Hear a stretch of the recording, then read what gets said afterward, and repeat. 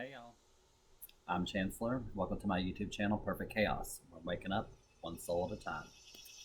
So in today's video, I'm going to talk about Dolores Cannon, the Atlantiens, Crystal Power, New Earth, Dimensions, all that kind of stuff. I'm touching all that. So first off, Dolores Cannon, she invented QHHT, which is Quantum Healing Hypnosis Technique. She's the only one back in the day in the 60s when hypnosis wasn't even a thing, really. She, by accident, or even things ever an accident, stumbled into this, what she called the subconscious. Now, like in psychology, the subconscious is more childlike. What she tapped into was more like the oversoul, the higher self, all knowledge. Akashic records, if you will. Akashic records. So, in doing this, she wrote like 19 books. I can't remember how many's in the convoluted universe. I think 9 maybe. And what the convoluted universe is kind of like, I guess, testaments or what she did through her thousands of clients that she would do the QHHT on and tap into or talk to this oversoul, the higher self. She would like get the conscious mind, which is the ego, out of the way and talk directly to the higher soul. So, let's see. So different clients. Now, in the common universe, she talks about how, or what she would ask. She was like, she wasn't a healer, she wasn't a channeler, she was more like the reporter, the investigator, and she was talking about her different circumstances, I guess, or different things that they would tell her that she'd have to write down and piece together. So she, all right, we'll just start at like the beginning where she would talk to him. And when she was doing this, she was doing these healing, well, QHHT all over the world. And they would always pick up or address her right where they left off the last time. They were talking about how everything began, like the source, God, the Big Bang, the creation, when it all happened. It would pick up right where they left off in another client, a total stranger she'd never met before, because she only had to do her sessions one time. She would do these sessions and they would connect with herself or go back to a past life, and tumors would dissolve right there in front of her eyes, or whatever it was. Because, you know, cancers and stuff like that are just stored anger, stored emotion. So, in doing this, she went back and talked to him about how creation began. How it was the big burst out of nothing. And then, like, all the sparks went out. Some became planets, some became galaxies, some became stars, some became this and this. So, then we're going to jump a little bit forward to the time of the Atlantiens, because she spoke to them. Or she would speak to the higher self, which would give her all this information. But she went in and out and everywhere, asked things that everyone would want to know. So she, back in the times of the Atlanteans, they used crystals, like right here, ones that I wear, to do everything. When I mean everything, I mean everything. Healing. They use crystals for their powering their cities. Crystals for their weapons. They use crystals to illuminate their houses, like their walls, she said, would light up. They'd wave their hand up or down over it and the walls would get brighter or dimmer. They had crystals they used for mini suns, like a miniature sun.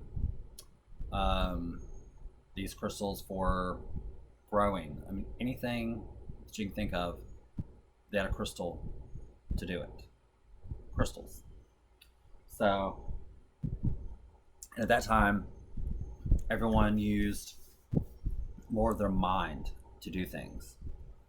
So, and she said that they told her, look, we're going to talk, I'm going to speak as they, as the oversoul of the council or whatever, that were that was speaking to her, teaching her all these things, all this knowledge.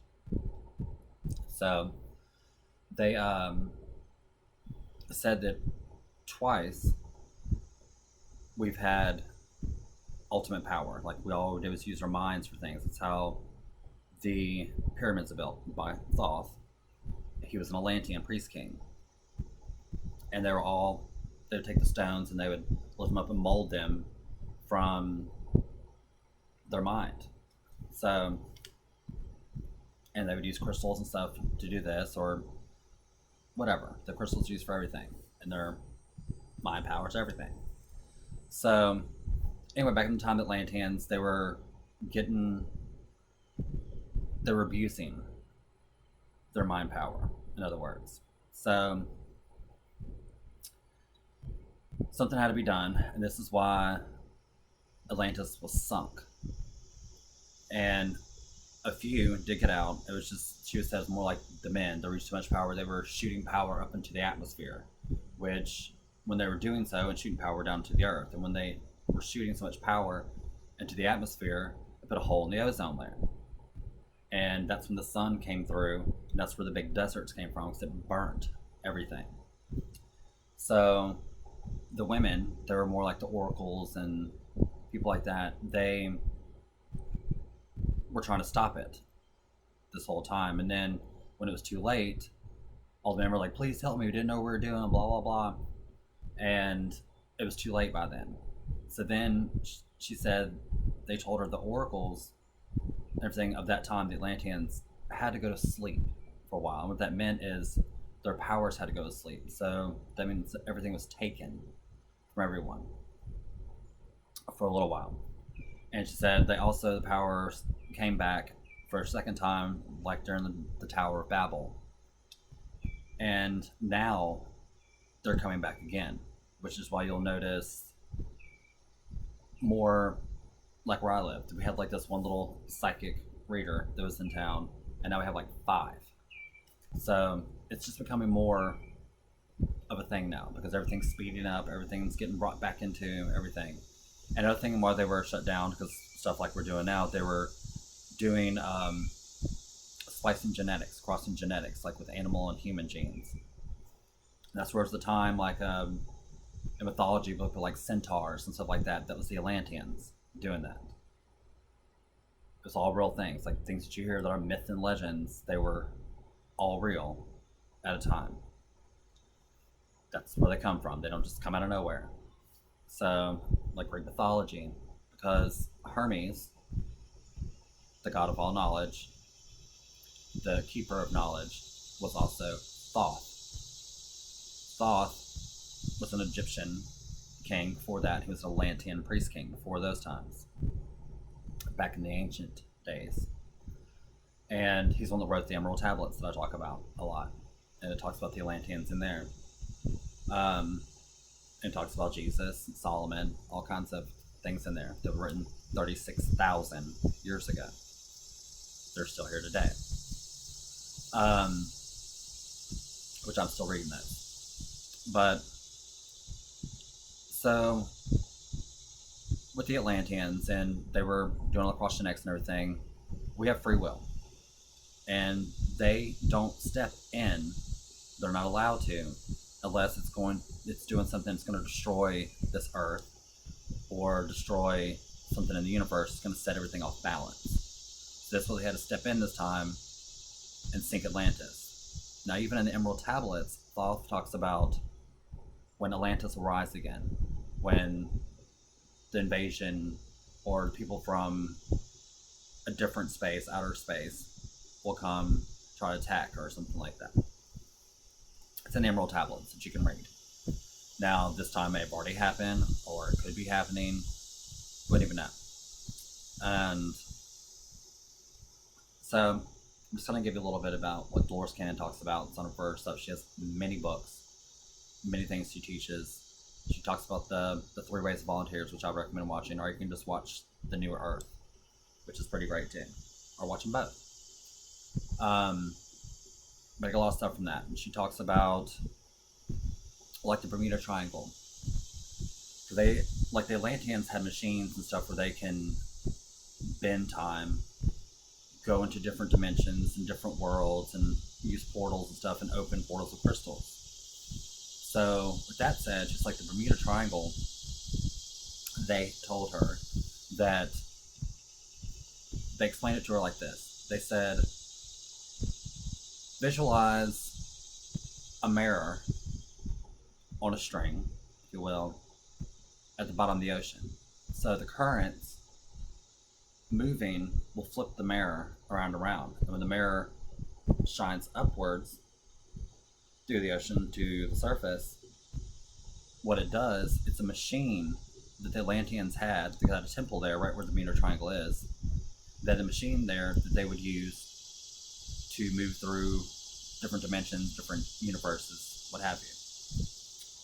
And it got damaged when it was sinking.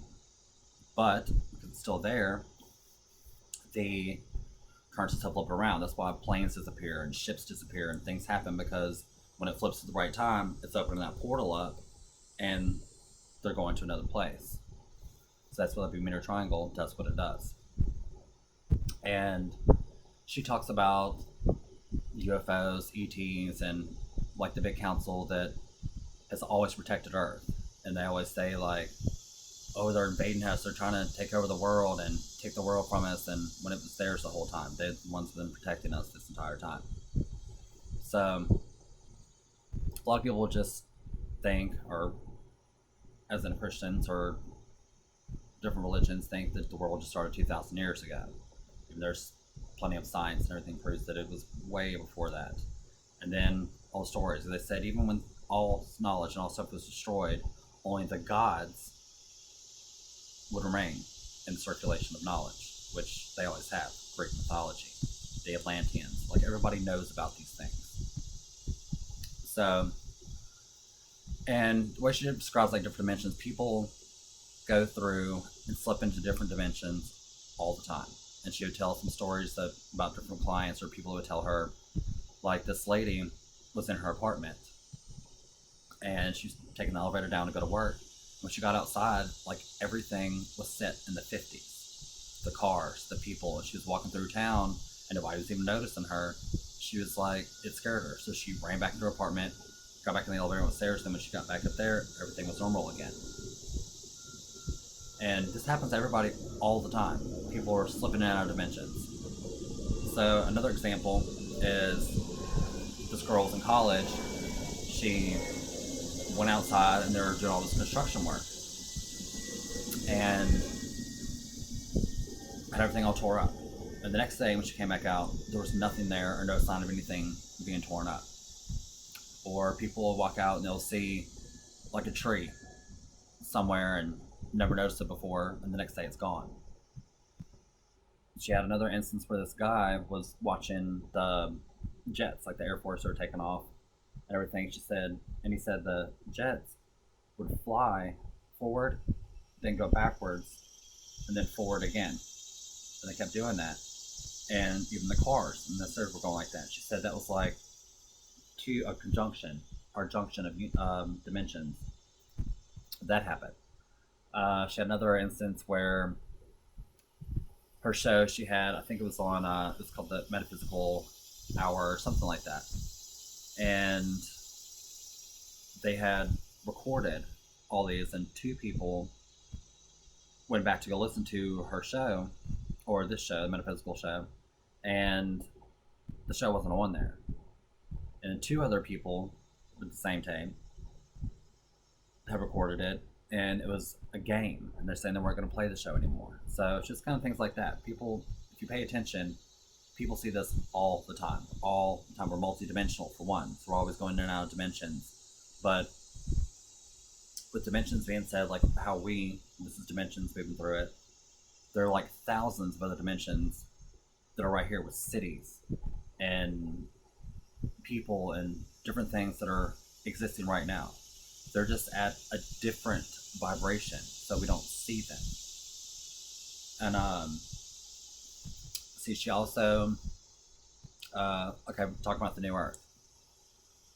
So the new Earth started happening about, when she's talking about it, was already happening like 2010.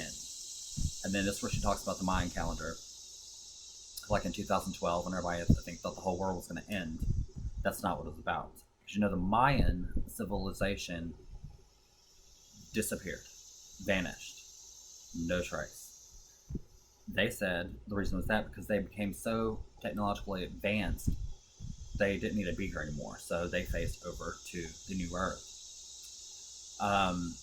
or a different Earth.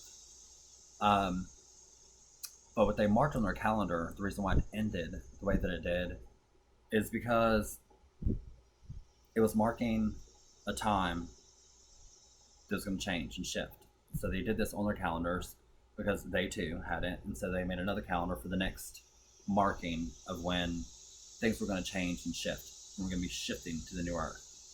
So the two Earths were superimposed on top of each other. And from that time on to like 2012, they've been splitting like this.